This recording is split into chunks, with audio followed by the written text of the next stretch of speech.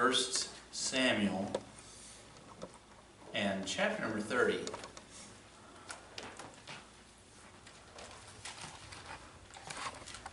First Samuel and chapter number 30. And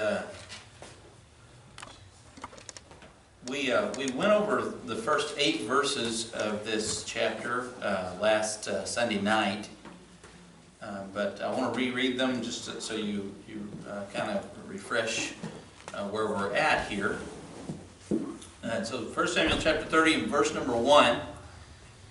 And it came to pass, when David and his men were come to Ziklag on the 3rd day, that the Amalekites had invaded the south and Ziklag, and smitten Ziklag, and burned it with fire, and had taken the women captives that were therein. They slew not any, either great or small, but carried them away, and went on their way. Now, if you remember, the city of Ziklag was a city that David was entrusted with governing. He was living there. Achish, the Philistine, had given him this city to live there. And so David and his men had ridden out with Achish and the Philistines, and the Philistines were very uncomfortable with David and his men being there, and so they sent him back, and so he went home. And when they got there, they found it burned to the ground, and they found everyone gone. They didn't find any dead bodies, they just found everyone gone, and they found the city completely burned to the ground. It says in verse number 3, So David and his men came to the city, and behold, it was burned with fire, and their wives and their sons and their daughters were taken captives. Then David and the people that were with him lifted up their voice and wept until they had no more power to weep. And David's 2 wives were taken captives, Ahinoam the Jezreelitess, and Abigail the wife of Nabal the Carmelite. And David was greatly distressed, for the people that were with him spake of stoning him, because the soul of all the people was grieved, every man for his sons and for his daughters. But David encouraged himself in the Lord his God. And David said to Abiathar the priest, Ahimelech's son, I pray thee, bring me hither the ephod.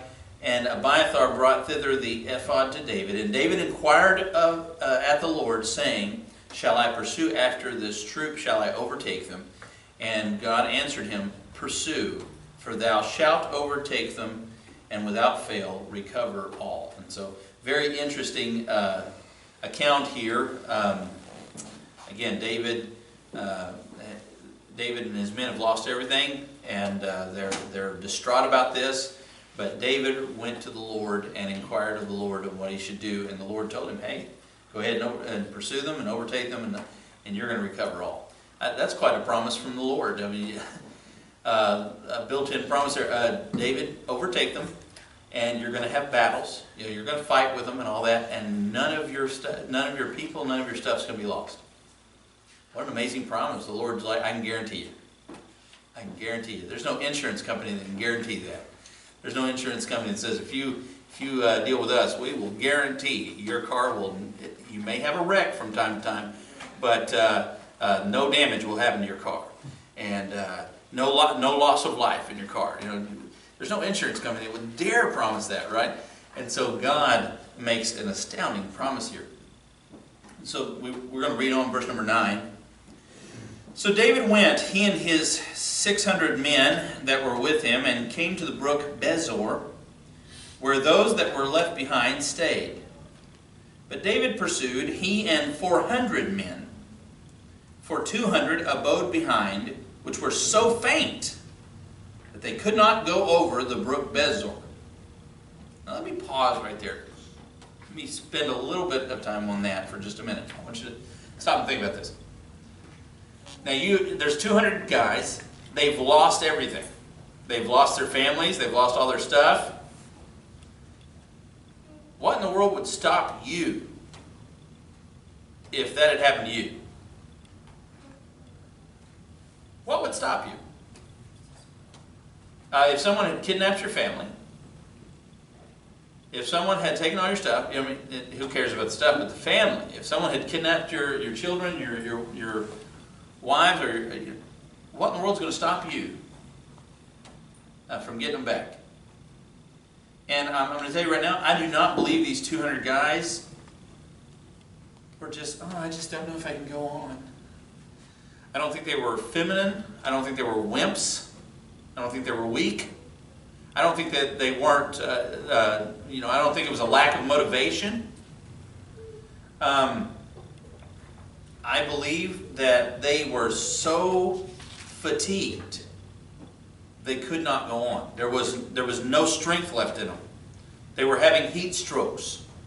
They're at a dangerous level of fatigue, at a dangerous level. You see what I'm saying? This is not a light thing. You can read over these verses and you can go, well, those bunch of wimps. I can't believe they can go on and get their families back and yada yada. We can be kind of critical of them, but I believe they were so worn out physically, there was no chance they were going on. And I think David and the other 400 could see that. And they basically were like, look, you need to stay behind here with our stuff, the stuff that we're going to unpack. You're basically going to become the wagon train that feeds the army, so to speak. You're going to stay right back here and you're going to guard our stuff because you can't do much of anything else because you're so tired and so weary. So to put this in context of what's happening here, these 200 men are going to stay behind because it says here, they were so faint that they could not go over the brook Besor. They could not cross the river. Couldn't. Okay? So they go on. It says verse number 11, and they found an Egyptian in the field and brought him to David and gave him bread, and he did eat, and they made him drink water. And they gave him a piece of a cake of figs and 2 clusters of raisins. And when he had eaten, his spirit came again to him, for he had eaten no bread nor drunk any water 3 days and 3 nights. So they find this random Egyptian guy in the middle of a field. They feed him and water him. It says verse number 13, and David said unto him, to whom belongest thou? Because he's a slave. Okay? They're not in Egypt. That's why it's pointing out they found an Egyptian. Whom do you belong to? And whence art thou? How'd you get here? And the Egyptian said, I'm a young man of Egypt, servant to an Amalekite, and my master left me because 3 days agone I fell sick. He abandoned me to die. He goes on, he says, we made an invasion upon the south of the Cherethites, and upon the coast which belongeth to Judah, and upon the south of Caleb, and we burned Ziklag with fire. And David said to him, canst thou bring me down to this company? Can you take me to that army? And the Egyptian said, swear unto me by God that thou wilt neither kill me nor deliver me into the hands of my master. I don't really want you to kill me, and I don't want my master to kill me. Swear to me that you won't send me back to my master, and swear to me that you won't kill me. And I will bring thee down to this company. I'll show you where they're at. Verse number 16. And when he had brought him down, behold, they were spread abroad upon all the earth, eating and drinking and dancing. They were partying, having a good time. They were victorious because of all the great spoil that they had taken out of the land of the Philistines and out of the land of Judah. And David smote them from the twilight, even unto the evening of the next day. That word twilight, I looked it up because I wanted to know how long he did this. It's pretty much at least something like 24 hours. It could be 36 that he fought them. But it seems something in the neighborhood of 20 to 24 hours. That's a pretty long battle. It's a pretty long time to be swinging a sword. It's a pretty long time to be riding around, chasing people, running around. Tell you what, these guys were in shape. Amen? David smote them from the twilight even unto the evening of the next day, and there escaped not a man of them, save, except for 400 young men which rode upon camels and fled. And that makes you wonder how many men were in this army that David's beating, because he's only got 400 men with him. And 400 enemies get away. And how many did they kill over 20 to 24 hours? Talk about being outnumbered. This is quite a victory. This is quite a victory that that the Lord gives David here. It says in verse 18, and David recovered all that the Amalekites had carried away. And David rescued his 2 wives. And there was nothing lacking to them. There was nothing missing, neither small nor great, neither sons nor daughters, neither spoil nor anything that they had taken to them. David recovered all. What a statement. David recovered all. I love happy stories. Amen. I love good endings. Verse number 20. And David took all the flocks and the herds which they drave before those other cattle, and said, "This is David's spoil." So they actually wound up becoming richer than they were before this. It says, verse 21, and David came to the 200 men, which were so faint that they could not follow David, whom they had made also to abide at the brook Besor. Did you see that? They made them stay behind. See, from a military standpoint, they're going to slow you down. So you've got to make them stay behind. And they went forth to meet David, and to meet the people that were with him. And when David came near to the people, he saluted them. Then answered all the wicked men and men of Belial, of those that went with David. So this is of the 400 that went with him.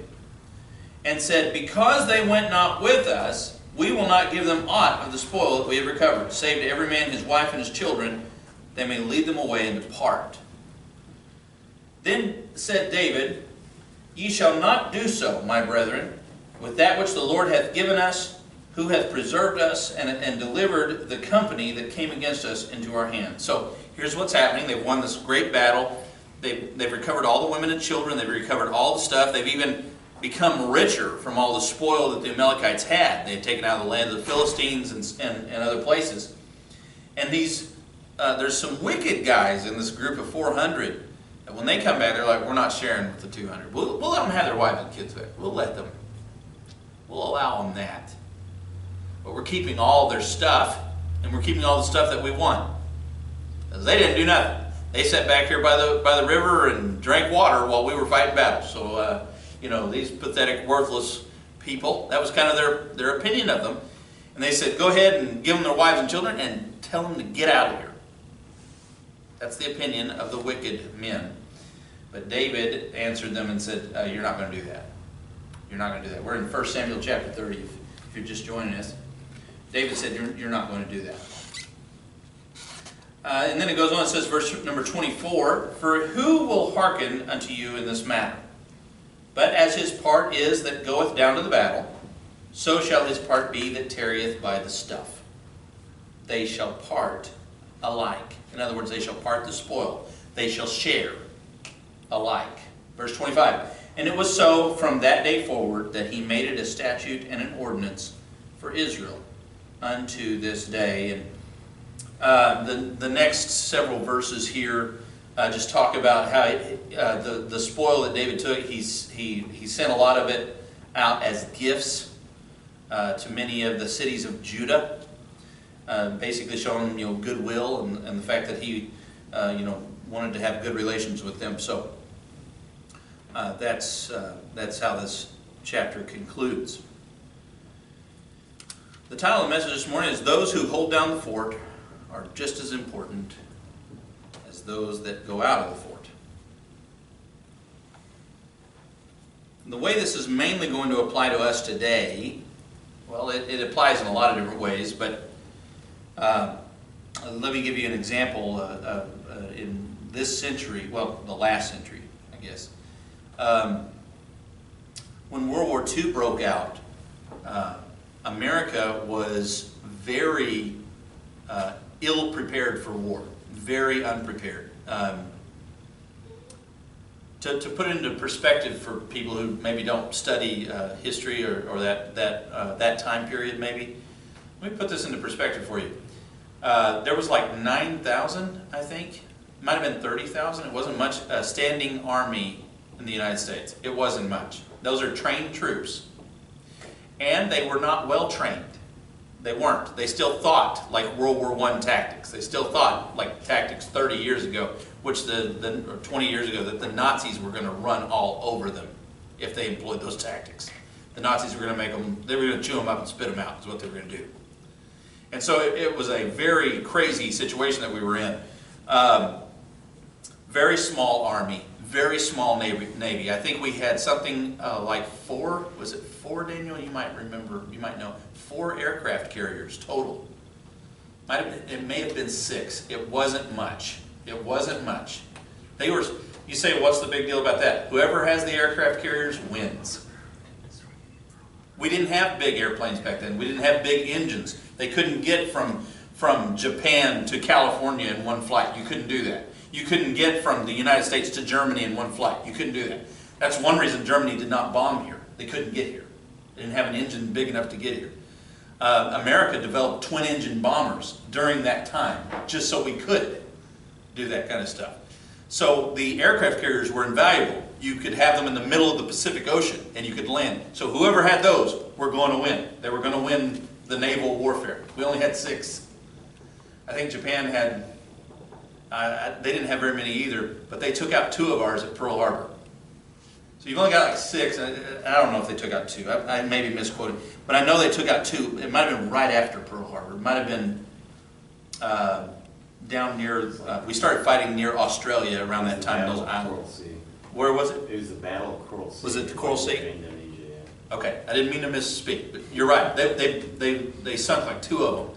And I mean, we were really scared. We were really scared. So we started hiding our aircraft carriers. And I think they wound up finding them out in the middle. I want to say near Burma, but I don't know if that's right. But was it Midway or something? where was it? I don't even know. But anyway, we wound up winning that battle. I mean, really, if we didn't win that battle, it's alarming to think about what the consequences would have been. But we were the only thing keeping them from taking Japan's aircraft carriers to California, basically. Our aircraft carriers were the only thing keeping them in check. We were so ill-prepared. We weren't ready with ammunition. We weren't ready with tanks. We weren't ready with manpower. They weren't trained. People had never parachuted before. I mean, it was just, everything was new. It was new. All of it. And all of a sudden we got bombed in Pearl Harbor. And I mean, everybody in the nation, everybody, like the next day was like, let's just go to war. I mean, everybody in the whole country had that feeling of, we're going to war. And, I mean, people were trying to sign up that were 16 years old, 15 years old, were trying to sneak into the military just so they could go and hit back. And it was just a different way of thinking back then, different. But I think there was one of the guys, I think the guy that led the attack on Pearl Harbor did not want to. A Japanese guy did not want to. He had studied in schools in America. And he told his emperor, or whatever he's called, he said, this is a huge mistake. You could not be making a bigger mistake. He said, the American people will get mobilized and we'll lose this. We are going to lose this. He said that. He said, I'm doing this. I'm doing what you tell me to do, but I don't want to do this. And so I can't remember what that man's name was, but he basically predicted the future. He said, I've seen what America can do. And at that time, America got mobilized. We started churning out aircraft carriers like you wouldn't believe. We started churning out ships and airplanes and troops, and we started churning out stuff like you wouldn't believe. It's an amazing time to study. But when you study what America was doing here in the factories, women were going to factories. Back then, a lot of women didn't work. They didn't have jobs. They worked at home. They were the home. That was just what a lot of them did. But I mean, they started getting factory jobs. They started making ammunition. They started like building airplanes. It's an incredible time because everybody got into it. Everybody got active. If you were going overseas to actually hold a weapon and fight, okay, that's one thing. But everyone over here was active too. People were buying war bonds. People were supporting it with their finances. There were people who were rationing their own food just so troops could have, just so we could make sure the troops got fed. I mean, it's an interesting time to study. The civilians, that's the right word, the civilian population. I mean, it's amazing to study what they did. That's why they call them the greatest generation. The whole generation got involved. And the civilian population just, man, really got to work and really got into the war effort and got serious about it. And I tell you, there wasn't any troops who came back who weren't thankful for what the American civilians had done. What they had done here in America, what they had done in the factories. Wasn't any of them. They were thankful. They were like, hey, we couldn't have done what we did if y'all didn't do what you did. And they knew that. The soldiers knew that. We're thankful for the rations. We're thankful for the ammunition. We're thankful for the weaponry. We're thankful for the vehicles. We're thankful for everything y'all did. I guarantee you they were coming back and saying, thank you for the prayers. We're thankful for everything that went on. And here in the States, even though y'all weren't on the front lines, we're thankful for everything you did. You're not going to find soldiers who aren't thankful for the medics that serve behind the lines and have to do medical procedures and things. So you're not going to find one of them who aren't thankful for those guys. And what I'm talking about is people who are serving behind the lines. We're not talking about, we always emphasize the people who are on the front lines. We always emphasize the 400 who went forward and got the stuff back. I understand why we emphasize that. But they can't do what they're doing without the people supporting them in the background. We tend to emphasize presidents. But was it Lincoln that said, it might have been Roosevelt, it might have been Franklin Roosevelt that said, behind every great man, you're going to find there was a great woman. Every time he had a great wife that supported him. Yeah, there's a lot of truth in that, isn't there? We always emphasize the person that's on. Okay, in football, for example, we emphasize quarterbacks. We emphasize quarterback. We really do. In the NFL right now, I think quarterbacks are getting paid like $60-something million a year. The great ones, $50 million, something like that. Okay, the average offensive lineman that blocks for him is getting paid like 12, 15, if you're really good. $15 million a year. Most of them are getting paid like $7.5. Hey, that's still a lot of money. Don't get me wrong. That $7.5 million guy is blocking, the guy standing right behind him is getting paid 50. I think it's Aaron Rodgers that's getting paid $50 million a year over the next 2 years. I mean, think about that. Stop and think about it. Aaron, can you throw that ball if no one's blocking for you? You know, we always put the emphasis on the quarterback, and I know why we do. Boy, they've got to throw it good, they've got to throw it hard, they've got to throw it into a tight space, it's got to be a perfect pass pretty much every time, or those really fast defensive backs are going to pick it off. But if you don't have those offensive linemen, you'll find the smartest quarterbacks take their offensive linemen out to eat. They buy them dinner. You know how much a 350-pound man can eat? And they take them to a steakhouse. They take them to the nicest steakhouse in town. Whenever they win a game and everybody kept their blocking assignments and very few mistakes, you'll find the best quarterbacks are aware, I need to take these guys out to eat. We're going to a steakhouse. Their bill is like, I don't even know, Brother Mark, like $10,000 by the time those guys are done. And I'm not glorifying that. I'm just saying, you can see right there, we emphasize a quarterback, but if he don't have guys blocking for him, he's not going to throw the ball. He's going to get hit before he ever even has a chance, right? If he doesn't have wide receivers to catch it. If he doesn't have the running back to run it and take the pressure off of it. It's a team game. That's what I'm trying to emphasize. It's a team game. Listen, you can have the greatest offense ever. All those are offensive players. Offensive line, wide receiver, tight end, running back, quarterback. But if you don't have a great defense to keep the other team from scoring, you lose. You lose a lot. Some of the greatest quarterbacks didn't win a Super Bowl, and they didn't. A lot of times you can point to their defense was terrible. Defense was absolutely horrible. Yeah, the quarterback put up 42 points, but the other team put up 45. It's a team game. And you'll find the best football players always know that. The best defensive players will be like, good job, quarterback. Good job. That's my quarterback. Right there. The best quarterback, well, the defense did their job today. They did a good job. They always give them credit. It's a team game. It's a team thing. And here, David recognizes that when he says, hold on, I know we 400 went forward and we fought the battle and we got all the stuff back, but you're not going to treat these 200 like that. They gave it everything they had too. They poured themselves into this too. And hey, listen, we couldn't have even gone forward with confidence if we didn't leave them here to guard our stuff. We couldn't have done that if they didn't have our back. Today, I believe the main way we can apply this is, missions. One of the biggest ways we can apply this is missions.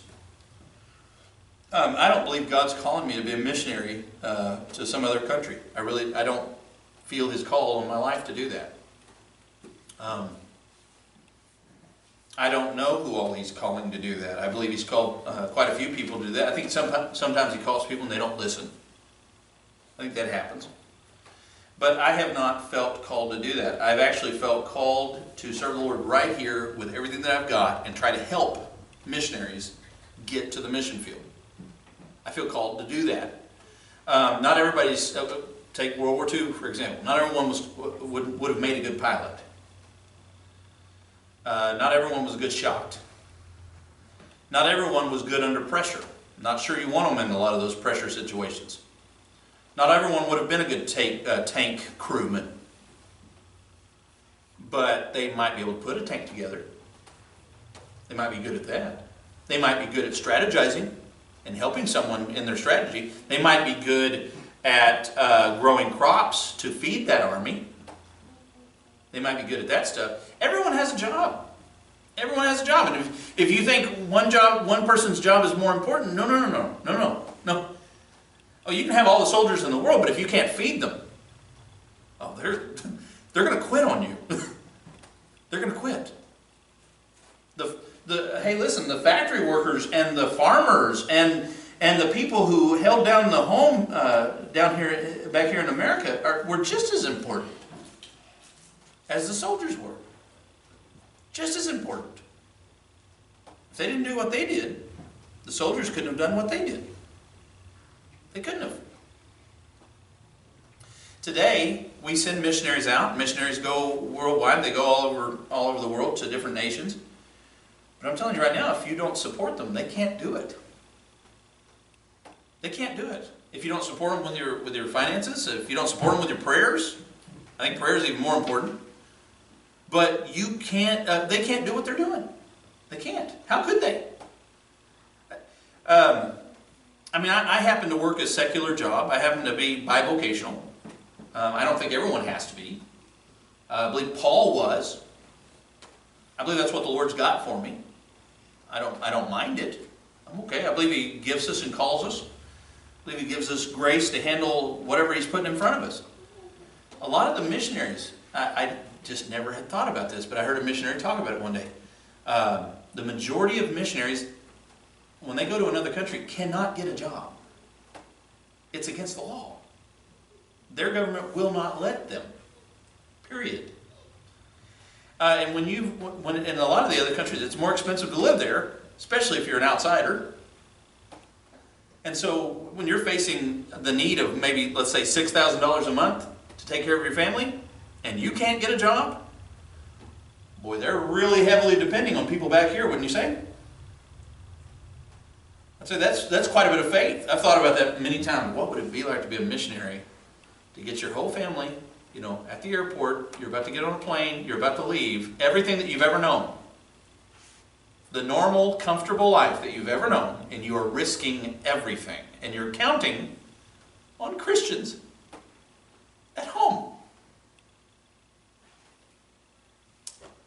It's a little scary, isn't it? I want to be the type of person they can count on. I want to be the type of person that I just want to be that type of Christian. I want to be a solid Christian. I want missionaries to be able to count on me to as far as trying to take care of their physical needs, but also their spiritual needs in prayer. Listen, just as important as the people who are going forth are the people who are staying back, are keeping the fort down. Those who hold down the fort are just as needed. Now, I also want to remind you, in this particular instance, there was no one wanting to stay behind. Okay? We as Christians also have to be careful of, even back here, getting too comfortable in our service to the Lord. There was no one in David's case here who was wanting to stay behind. They were told to by their master. They were also so tired they couldn't go on. There's another passage I want to show you. A New Testament passage. Look at Matthew chapter 10. Look at Matthew chapter 10. This is an amazing promise.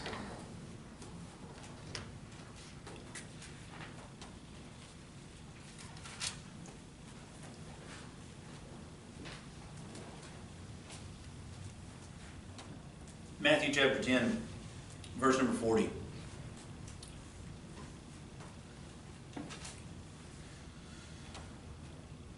Jesus said, "He that receiveth you receiveth me, and he that receiveth me receiveth him that sent me.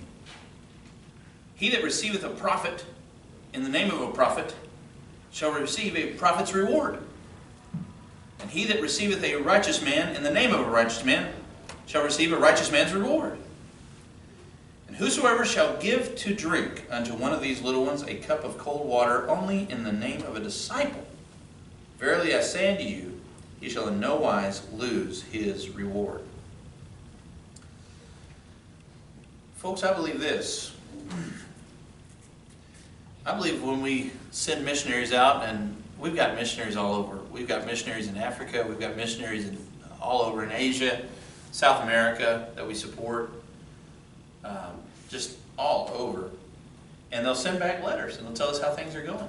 They'll tell us about someone they witnessed to. They'll tell us about someone they won to Christ. They'll tell us about, different things that are going on in their lives.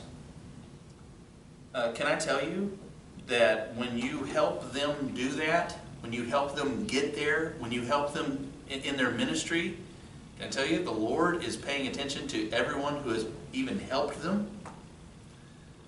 See, one day, it's not like the Lord is going to say, let me use, for example, we have a missionary in Bolivia, Kenneth Elzy. Kenneth Elzy is going to stand before the Lord one day, and the Lord's going to say, "Well done, thou good and faithful servant." I believe that's what he's going to say to him. I believe he's doing a good job over there. And he's going to receive a crown. He's going to be rewarded for his service over there. There's going to be people in heaven because Kenneth Elzy was in Bolivia. Okay? There's going to be people in heaven. There's going to be Bolivians walking up. You think of the song, "Thank you for giving to the Lord." If you look up the lyrics of that song, there's a person, it's a person who was just a church member. They were just a church member, and they're in heaven, and a person walks up and he says, I'm here because you gave. I'm here because you gave. Somebody he's never even met before. Okay, so Kenneth Elzy, he's going to be standing for the Lord, and there's going to be Bolivians who walk up, and they're in heaven just because of his ministry. Can I tell you? They might come up and shake our hand too. I don't know what they're going to be aware of. I don't know all this stuff. But they might come up and shake our hand and say, "Thank you for giving. Thank you for helping him get there. Thank you. I received Christ because you helped him get there." Folks, I'm floored at thinking of all of that. All of our missionaries. I can't even put it into words for you. What that's going to be like, right, Brother Mark? I can't even imagine what that's going to be like. There's going to be people in heaven that are there because we helped the missionary get there. Because we supported the missionary with our finances. Because we supported the missionary with our prayers. There's going to be people. It's interesting what Jesus said. What would a man give for his own soul? Basically he was saying, how much is a soul worth? Boy, priceless, isn't it? Priceless. Man, I tell you, I don't think you're making a mistake when you give to missions, when you help support missions. You say, "Brother Joe, I don't feel called to be a missionary. I don't think I could. I'm not sure I could even lead someone to the Lord." That's fine. You help those who are. I believe you're going to receive a reward when they receive a reward. Let's read that again, verses 40 through 42. Read it again and think about this. Jesus said, "He that receiveth you receiveth me, and he that receiveth me receiveth him that sent me. And he that receiveth a prophet in the name of a prophet shall receive a prophet's reward." That's a person just letting a preacher come and stay at their home, maybe feeding them, taking care of some of their needs, and then sending them on their way. Okay, any reward that prophet gets, they are now a part of. They basically, it's like having investors. Think of it like an investor. Everyone is going to profit from that investment. See what I'm saying? So everyone that's put into that ministry will reap the rewards. You get it?